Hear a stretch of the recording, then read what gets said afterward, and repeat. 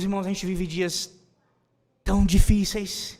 Pense na igreja do Senhor.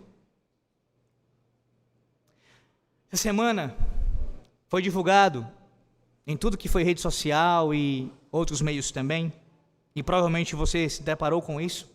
Eu não posso deixar de falar isso, ainda mais na condição de pastor presbiteriano, ministro da IPB. Uma igreja em Belo Horizonte, a 8ª igreja, que se associou com a festividade do carnaval, nesses dias que nós estamos agora. É bem verdade que a argumentação do pastor da igreja, bem como também do chamado assim pastor de jovens de lá, é que a ocasião é utilizada para a evangelização. Não iremos nós participar do carnaval, não iremos estar dançando e cantando aquelas cantigas, não iremos para o desfile com desnudos, com poucas roupas, ou fazendo alguma coisa imoral. Não faremos isso. Eles dizem, iremos aproveitar a oportunidade para falar de Cristo. Iremos com o nosso bloco, porque assim ele diz, justifica, é bloco porque não pode usar outro nome, tem que ser esse nome, porque é um nome já determinado pela prefeitura lá, pela realização do evento. Para, com o nosso carro, passar por tal avenida, por tais ruas, para anunciar o Evangelho. Muitas questões se levantam em cima disso. Muitas. Eu não posso me debruçar sobre todas elas aqui, não tenho tempo para isso, mas algumas, rapidamente, aplicando isso do texto. Veja, vale tudo em nome da evangelização? Vale tudo em nome de, supostamente, alcançar uma vida para Cristo? O próprio Cristo e os apóstolos usaram todos os meios, até ilícitos, para alcançar os perdidos?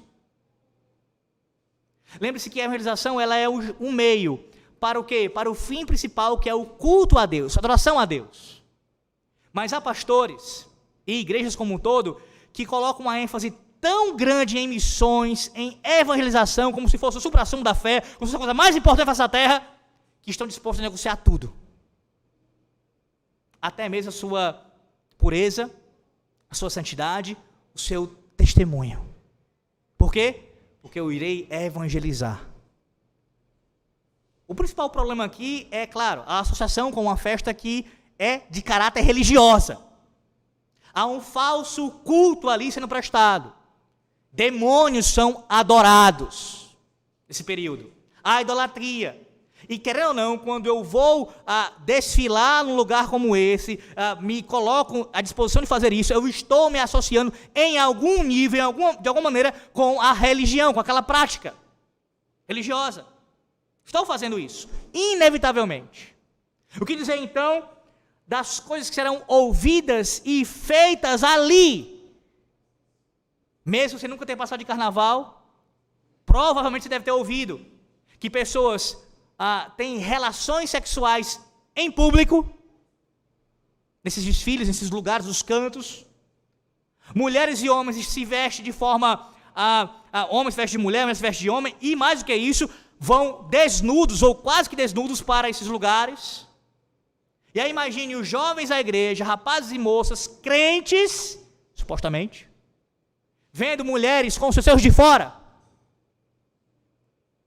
homens com poucas roupas ou sem nenhuma roupa, presenciando isso, e de certa forma, como eu disse, participando disso.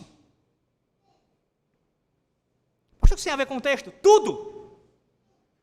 Engano, mentira, falsidade, e pior, mais vil, em nome da verdade, em nome de Cristo, em nome do Evangelho, é mais vil ainda. E eu não tenho outra palavra a dizer a um pastor como esse, eu falo isso diante de Deus. Arrependa-se do seu pecado. Um homem como esse precisa abandonar o ministério, caso ele não se arrependa. Deveria, no mínimo, sair de nossa igreja. Estamos cansados disso já. E tem que ser dito publicamente. Tem que ser dito. Tem que ser dito. Aí eu pergunto, onde estão os mais influentes? Onde estão aqueles que têm mais voz do que um reles pastor aqui do Ceará? Onde estão? Calados! Calados. Eles se calam diante do engano. Eles se calam. Homens que pregam o Brasil inteiro e fora do Brasil. Que tem um nome de influência, que tem uma influência sobre toda a nação. Calados. Não falam nada. Vocês promovem o engano também. Vocês estão sendo omissos e deixando o engano se proliferar por nossa igreja. A gente tem que falar contra isso. Ainda que ameacem em seus concílios superiores cortar a nossa cabeça, seja literalmente ou não. Ainda que ameacem expulsar a gente da igreja e colocar mesmo para longe, para o deserto. A gente tem que falar. Não dá para ficar calado diante disso. Não dá. Angústia de alma, lamento, fonte, uma fonte que jorra de tristeza por causa dessa situação. Não dá para ficar, irmãos. Temos que orar com relação a isso e pedir a Deus que tenha misericórdia na nossa igreja. Vocês acham mesmo que esse tipo de associação não tem efeitos não apenas para a igreja de Belo Horizonte, mas para aquele presbitério, para aquele sínodo e para toda a igreja como um todo? Deus está vendo isso, está vendo que nenhum concílio pune, nenhum concílio disciplina. Pelo contrário, faz vista grossa. Mas a nossa preocupação, sabe qual é? Igreja cantando só salmos? Igreja que não vai comemorar o Natal?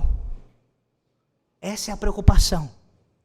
Vamos matar e destruir, vamos fechar, vamos acabar com a reputação, para que jamais galguem algum cargo, jamais tenha influência maior do que já tem. Não podemos deixar isso acontecer.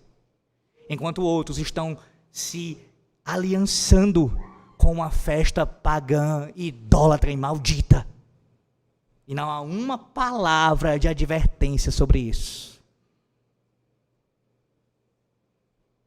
Triste.